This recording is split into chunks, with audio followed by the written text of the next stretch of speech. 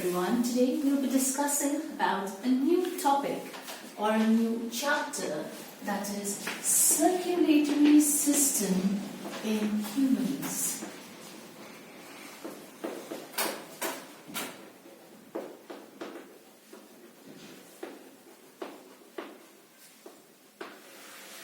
Circulatory system in humans.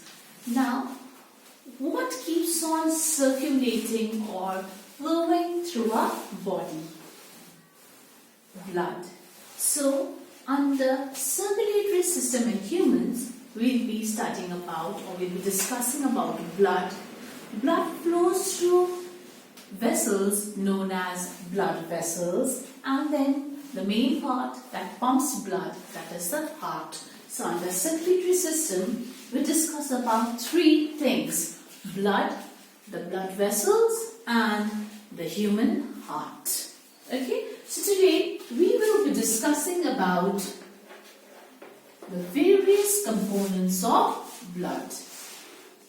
Now, blood consists of two parts: the fluid part and the cellular part. The fluid part, well, of course we think blood is only a fluid, but if we observe it under the microscope, we find that there are different types of cells which are found in blood. Now, what are cells? Like this house or any building is made up of bricks. Similarly, all living organisms are made up of cells. So, cells are the building blocks of any living organisms. We call it the structural and functional unit of life. So, cell is the structural and functional unit of life. Structural because any living organism is made up of cells, and the function that the living organism performs is actually performed by the cells. Like I'm talking. How am I talking? I'm using my tongue, I'm using my mouth. That is also made up of cells. So the function that my tongue is performing is actually because of the cells present in it. My eyes, I can see you. Eyes are also made up of cells. So the function of the eyes is actually done by the cells. That is why cells is the structural and functional unit of life. So let's come back to blood now. Blood consists of the fluid part and the cellular part. The fluid part of blood is known as plasma, and the cellular part consists of three types of cells. The red blood cells, called the erythrocytes,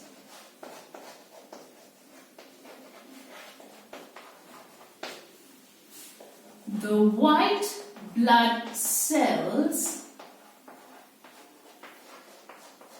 called the leukocytes, and the platelets, called the thrombocytes. So blood consists of the fluid part called the plasma, and the cellular part, which consists of three types of cells: red blood cells called the erythrocytes, white blood cells called the leukocytes, and platelets called the thrombocytes. Now we will do each cell in detail. Before that, let's discuss about the plasma, that is the fluid part of blood. Now, normally what is the color of blood? Red. So we think the plasma or the liquid part of blood is also red. Actually, the plasma, that is a fluid part of blood, is actually straw yellow in color. That means pale yellow, dirty yellow. Okay, so blood, the fluid part of blood is actually straw yellow in color. Okay, and plasma, it contains many proteins, it contains many enzymes. Now, one very important protein present in plasma is the fibrinogen.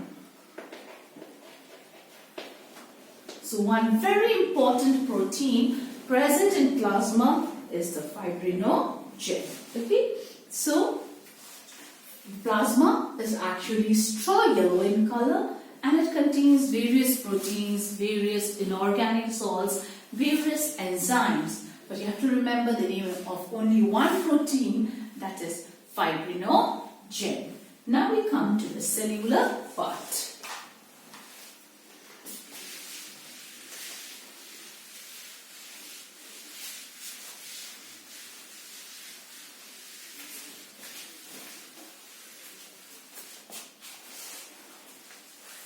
Now let me draw.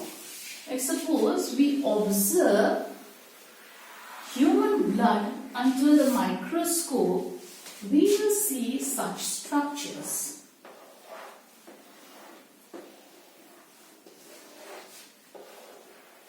Now the first cellular part I told you is the red blood cells or the erythrocytes.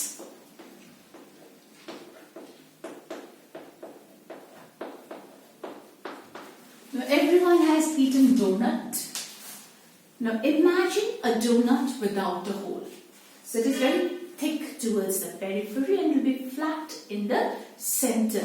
So RBC or the erythrocytes, they look somewhat like a donut without a hole. Thick at the periphery and flat at the center. So what is the structure of the erythrocytes? Thick at the periphery and flat at the center. Next, they do not have any nucleus. So when they become mature, they do not have any nucleus. Nucleus is the brain of the cell because it controls all the functions of the cell. But in erythrocytes, once it becomes mature, this nucleus disappears. Okay? And the next one. Now, the name erythrocytes or the red blood cells, from the name itself, it is red in color. So due to the presence of this red blood cells, we think that we see or we observe that the blood is red. But as I told you, the plasma is actually straw yellow in color. So how are the erythrocytes or the red blood cells red in color? They contain a pigment. A pigment is something which gives color. Okay? So they contain a pigment called hemoglobin. Okay? They contain a pigment called hemoglobin, which imparts the red color to the cells of the erythrocytes. Now, where are they produced? Now, they are produced in the bone marrow. Now, what is bone marrow? So, if you all are non-vegetarians, you know that when you are eating any meat, inside the bone there is some structure, blackish thing that you see. That is actually the bone marrow. So, in the bone marrow, the erythrocytes are produced. Now the lifespan, how long does the red blood cells survive? So the lifespan of any red blood cell or the erythrocytes is 120 days. So once it is produced, it survives 120 days, then it is destroyed. Then new red blood cells or new erythrocytes are produced. Okay, so once more, structure of the erythrocytes, they are thick at the periphery and flat at the center. They do not have any nucleus. They contain a pigment called hemoglobin, which gives them the red color. They are produced in the bone marrow and their lifespan is 120 days. What is its function?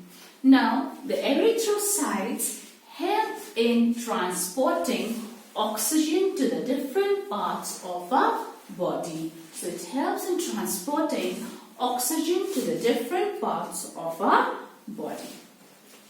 And from the different parts of the body, it also collects carbon dioxide and brings it to the lungs.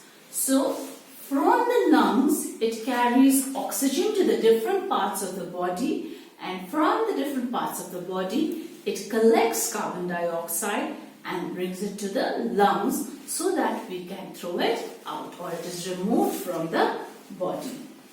Now, the next type of cells that is seen under the microscope are irregular cells. That means they do not have any shape. They can change their shape.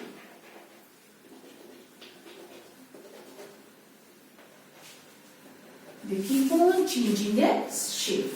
They are called the leukocytes,